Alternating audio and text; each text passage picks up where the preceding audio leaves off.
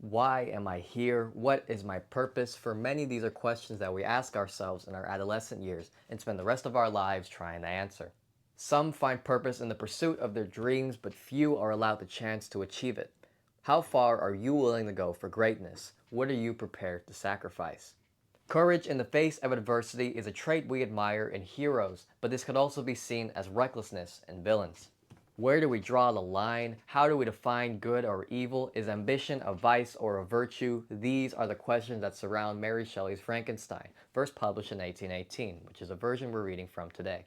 It is the tragic tale of a creator at war with his creation, a broken family which highlights the need for human companionship, a deadbeat dad, and an angsty teenager. So join me for another caffeinated critique, where today we gloss over all the cousin and sibling romance, just like I did when I watched the CW's Flash. But before we dive into the text, let's discuss some of the differences between the 1818 edition and the 1831 revision. First of all, Victor and Elizabeth are no longer cousins, but they are still raised as siblings with the expectation of marriage, much like Barry and Iris. Yuck. But it was a different time, not just in the context of the 19th century, but for Mary Shelley as well. Numerous years had passed since she first published the novel, and numerous tragedies had befallen Shelley. She had lost her husband, 3 of her children, and a sister.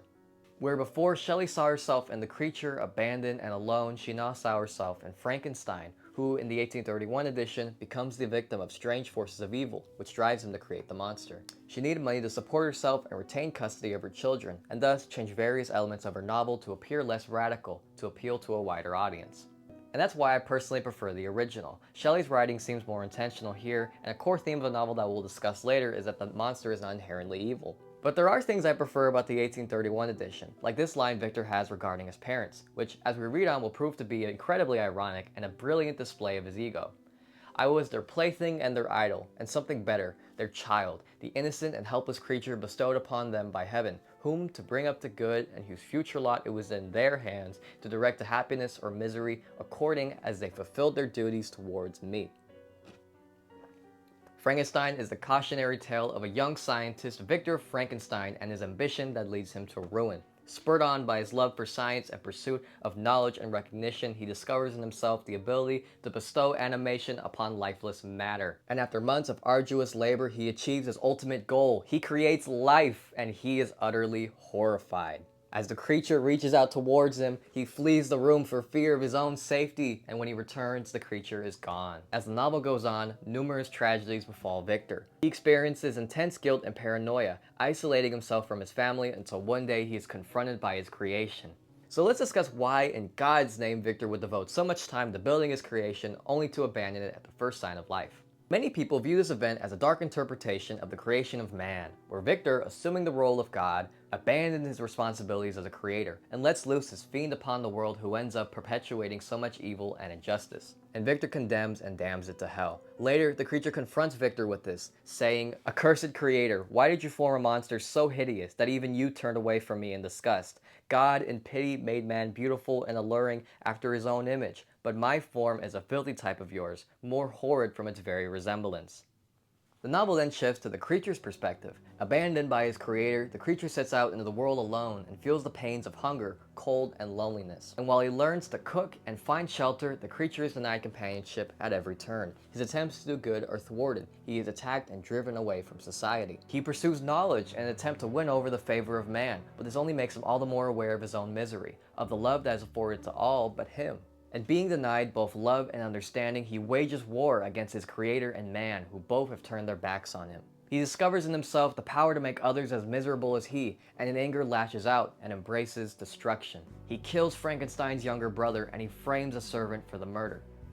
"Remember that I am thy creature. I ought to be thy Adam, but I am rather the fallen angel, whom thou drivest from joy for no misdeed. Everywhere I see bliss, for which I alone am irrevocably excluded. I was benevolent and good, misery made me a fiend, make me happy, and I shall again be virtuous."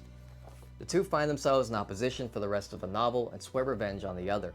Frankenstein pursues his creation to the end of the earth, the North Pole, and this is where he meets Captain Walton, an explorer, and in recognizing a similar ambition in him, recounts his tale before succumbing to the elements.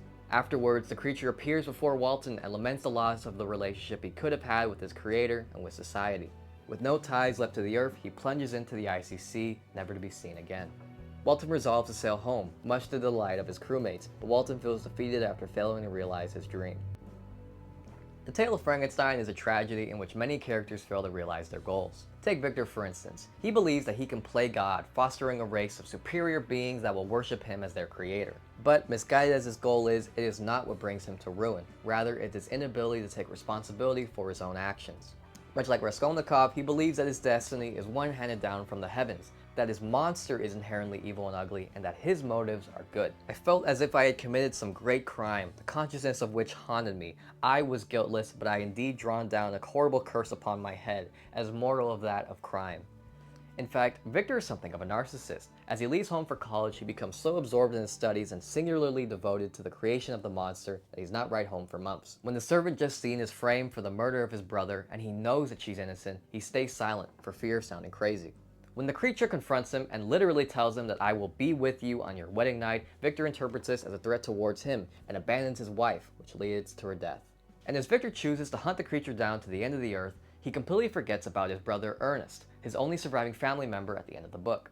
All in the pursuit of his own ambitions, Victor constantly places his needs above the needs of his family. But Victor is, as we've said, misguided. He is not, as he'd like to believe, a god. He is irritatingly human. He faints numerous times in the novel and must be nursed back to health. He loves his family, but he self-isolates himself out of misery and abandons them constantly. He abandons his creation and then judges it when it's not like him. Victor is your deadbeat dad, and no matter how much you despise him, you still can't help but see yourself in him. And under the same lens, the creature is nothing more than an angsty teenager.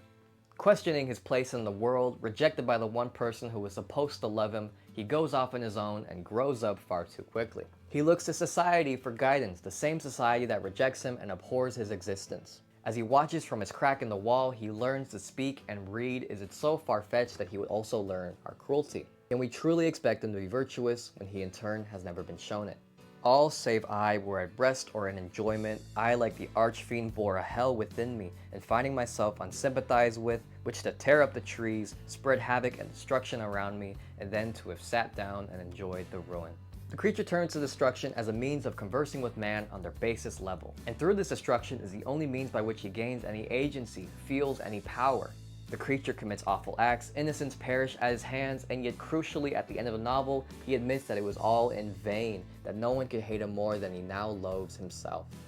And this is why I refrain from calling him a monster. Could a monster feel things like love or guilt, find beauty in nature, beauty in song? As he watches the cottagers in Volume 2, he notes their love for each other, and how even with nothing, they find solace in one another. To quote Kafka, was he an animal that music could move him so? In reading Frankenstein, I can't help but find an interesting number of parallels between the creature and Kratos, the god of war. Gigantic in stature, the two refer to themselves as monsters, who engage in a crusade of death and destruction after being abandoned by their gods, who are both their creators and arbiters of destiny. Their skin is a symbol of their inhumanity. Kratos is white, coated in the ashes of his family, who he murdered in a senseless rage. The creature is yellow, reflecting the jaundice seen in newborn babies, and in literature often represents corruption and decay, like in Crime and Punishment. And both believe themselves destroyers, unworthy of love or redemption. Kratos ultimately finds his through his second wife and the birth of his son. But the monster is utterly and forever alone, an Adam with no Eve. And finally, what's the deal with Walton? It's interesting to note that Frankenstein begins and ends with Walton's narration, and this is for two reasons. One, his letters help frame the narrative and highlight the novel's two key themes, ambition and companionship. And finally, it's through him that we get somewhat of a happy ending. After listening to Frankenstein's story, Victor admits to him that while he did have a responsibility to his creation, he had a greater responsibility to his fellow man. And I believe Walton takes this to heart. Another thing to note is the use of boats throughout the novel. Victor frequently, at times of distress or uncertainty, takes refuge in a boat and allows the wind to carry him deeper into the sea. He believes his course unalterable, one handed down from the heavens, and resigns himself to a pawn of destiny. However, Walton is a captain. He embarks on a journey to pursue his dreams, much like Frankenstein. However, he does make the effort to write home to his sister. He laments in one passage that there's no use in success if you have no one to share it with. He gradually yields to the concerns of the crew and ultimately makes a choice to return home. Though Walton feels defeated and cowardly for abandoning his dream, ultimately he is the arbiter of his own destiny. And I believe that to be the key takeaway from Frankenstein. Be the master of your own destiny. Do not deny yourself the power you hold as an individual and strive to be superhuman, because truthfully, it's hard enough to be human. The dream is noble. They propel us to heights we never before could have imagined, but do not become so single-minded in your pursuit that you neglect the responsibility you owe to your health, family, and friends. Victor learns this, but it is too late. At the other end of the spectrum, do not blame yourself for the misfortunes that have fallen you or the circumstances surrounding your birth and resign yourself to a life of misery. You were not born to suffer, we are made to love.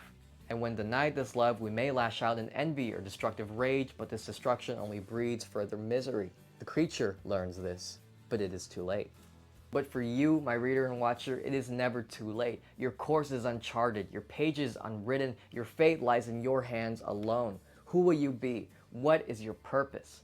These are questions we may beg our Creator to answer, but they cannot answer for us. It is up for us to decide who we are going to be, and hope that when we are one day confronted by the monster we created, we can learn to love him.